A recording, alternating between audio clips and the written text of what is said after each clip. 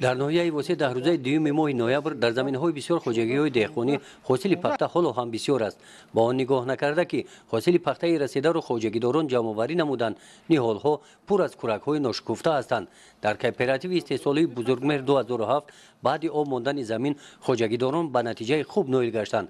شبانه در هوای سرد و روزانه با تاثیر حرارت گرمی کورک‌ها کشاده شده، نهال‌ها انا همین طور پر از پخته می‌گردند. کوپراتیو استحصالی بزرگمهر در میدان 110 هکتار کشتی پخته گذاران تو این دم زیاده از 180 تن پخته جمع آوری نمود. از این 180 تن پخته جمع آوری نموده حاصل یکمی چینک یکمی پخته می باشد.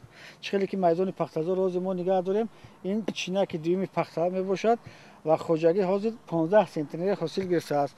اگر همین حاصل باقی مانده را سر وقت اگر جمع آوری نماییم ممکن حاصل نوکی هر یک هکتار کوپراتیو استحصالی بزرگمهر به 30 سنتر زیادتر رسد. از روی تحلیل‌های متخصصان ریاست کشاورزی ناحیه بنابر سبب گرم آمدن هوای فصل تابستان بسیار نهال‌های پخته گل و شانه پرتافتند. حاصل اول نابود گشت. در قسمت دیگری زمین‌های پخته حاصل بندی نهال‌ها دیرتر شروع گردید. سبب‌های این را متخصصان ساحه ممکن معین نمایند.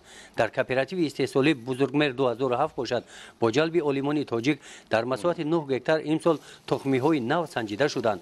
حاصل پخته این زمین‌ها ماه نوامبر تمام نمی‌شود. در این قطعه زمین نوع تخمی B70 کش کرده شده است که در یک جایگی با اولیم سنگینوف همکاری خوجگی با هم اولیم سنگینوف همکاری دارد و این نوع تخمی که شما خیلی دیدید در یک نهال پخته زیاده از 130 تا کورک پخته است. از این حاصل یکمی آن جمع آوری شده است. این زمان حاصل دیمی را جمع آوری می نمایند.